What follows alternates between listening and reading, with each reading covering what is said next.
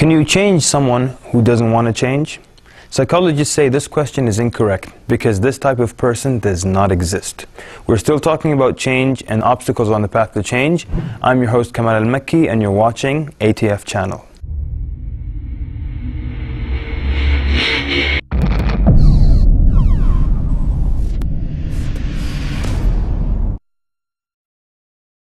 Bismillahir Rahmanir Rahim. Alhamdulillahi Rabbil Alameen. Wassalatu wassalamu ala Rasulihil Ameen wa ala alihi wa sahbihi ajma'een. Amma ba'd. You remember in the first episode we were talking about change and the obstacles on the path to change. And we ended by mentioning a verse in Surah Al-A'raf, verse number 157, that mentions the two types of shackles that stop you from changing and stop you from moving forward.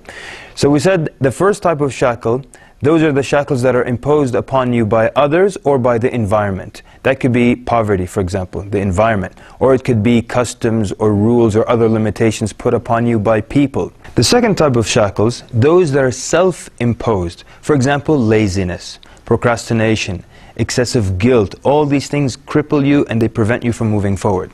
Like I said, that verse was 157 in Surah Al-A'raf. Today we're going to look at a dua of the Prophet ﷺ. And the dua also mentions the types of shackles. But this is the interesting thing. If you have this copy of Hisnul Muslim, the dua is also on page 157, just like the ayah. I love when that happens.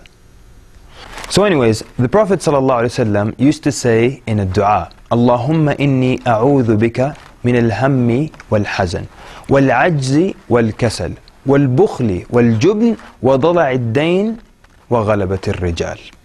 The Prophet ﷺ used to, in this dua, seek refuge with Allah. He would say, O Allah, I take refuge with you from anxiety and sorrow, and weakness. It's translated as weakness, but it's inability and laziness. Wal-ajzi wal-kasal. Al-ajz is inability, when you're not able to do something. So that could be because of you or because of others are stopping you from doing something. And the kasal is laziness. And I don't think we really need to define laziness, but maybe this joke will help. They tell you a very, very lazy man walks into a barber shop and sits there and slumps and puts his head down. He says, I want you to shave my beard. So the barber says, okay, put your head up. He says, you know what? Just cut my hair. For more jokes on laziness, click right here. There's a bonus video with more jokes, and then you'll be brought back here. Stinginess or miserliness and cowardice, and the burden of debts and from being overpowered by men. So then we have being stingy and cowardly. And of course, both of these, one of them is attitude and one of them will stop you definitely from moving forward. The coward can't make any change, doesn't have the courage to do anything like that. So the Prophet ﷺ used to seek refuge from that. And then it ends with being over the burden of debts and being overpowered by men. And again, these are obstacles that could be some self-imposed if it's debts, or imposed on you by others, meaning overpowered by men. If you notice, all the things in this dua deal with attitude and emotions. So you see that the dua has a mixture of self-imposed shackles and those that are imposed by others. We said those that are imposed by others could be something like poverty. For example, someone wants to get through school but is very poor. So he still might do it, it might take a little longer because of the poverty. It could be sickness, that's due to environment, again. It could be, political oppression that will stop someone from changing or doing something that they want to do. Then when it comes to the self-imposed, these are like excessive guilt, procrastination, laziness. It's all your fault, it's all from you, right? And learned helplessness. And because of brevity of time, I just want to focus now on learned helplessness, and maybe in another episode we can do the other ones. Learned helplessness, this is a term that was coined by a psychologist. His name is Martin Seligman. And one of the best examples of that, circus elephants. When these elephants are small, they tie them up with a rope in their foot and then they hit it down to the ground like with a peg, with a big nail, something like that. And the elephant can't get away. Then when the elephant becomes an adult, it is strong enough to bring down the entire circus tent. But they still tie it with that same rope and just hit it into the ground with a small nail, and that's it. Now the elephant can easily escape, but it never tries because it learned helplessness. It learned to become helpless. And people do this to themselves all the time. Examples are, you'll say something like, I'm not good with roads. I'm not good at math. I'm not good with names. I'm not good at sports. What you're doing is you're setting yourself up to fail. So as long as you have set yourself up and you're saying that I'm not good with sports, I'm not good with roads, you're never going to be. If you say I'm not good with names, that's what you have accepted. You've learned to become helpless and you're never going to be good with names. But I want you to focus on the definition of learned helplessness. When a person feels they're not in control, so they might as well give up, or when actions are perceived to not influence outcomes.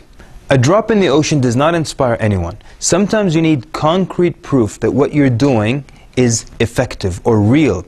And so one of the ways to solve that is to break up your progress into segments. And every time you finish a segment, you can now measure the change and the effectiveness of what you're doing. Remember the definition I gave you. When your actions are perceived to not influence outcomes, meaning you work, and you don't see anything happen. So what happens here? You might as well give up. You don't see anything happening. It's a drop in the ocean. Doesn't inspire. When you don't see the result of your work, you lose steam. So that's part of learned helplessness, and that's all the time we have today. But remember what we spoke about. We started with a fantastic dua on page 157 in Hisn al-Muslim, and we seek refuge with Allah subhanahu wa ta'ala from the shackles, the self-imposed and those imposed upon you by others. So that's a fantastic dua. Use it. Then we spoke about one of the self-imposed shackles, which is when you teach yourself to become helpless. So never say, I'm not good at this, or I can't do that. Because if someone else can do it, you can do it as well. Because that other person, they eat, they breathe air, and they drink water, just like you do. They just put a little bit more effort, so you put effort. But never tell yourself, I can't do this, I'm not good at that. You're learning, you're teaching yourself to become helpless. Don't forget to watch the previous episodes. Next week, Muhammad Hassan is coming back with some good stuff. My next episode, I'm going to talk about procrastination. Sallallahu wa barak ala Muhammad wa ala alihi wa sahbihi ajma'in. Wassalamu alaikum wa rahmatullah, and thank you for watching. Assalamu alaikum everybody. That's the end of episode 3. Thank you all for your wonderful feedback. We love the reception that we've been receiving from you guys. One of my favorite comments from my video last week was by the Akhubai, Jazakallah khair brother. Akshanisha, you said you wanted to talk about procrastination, and I think that's a wonderful topic. It seems to be really popular. I got a lot of comments both on YouTube and on Facebook, but inshallah I think I'll let Sheikh Kamal deal with that. So inshallah maybe he'll talk about that next week. As for my video next week, inshallah Hajj season is coming close, so I think it should be a Hajj themed video. But stay tuned, Jazakallah khair, and I'll see you all next week. Assalamu alaikum.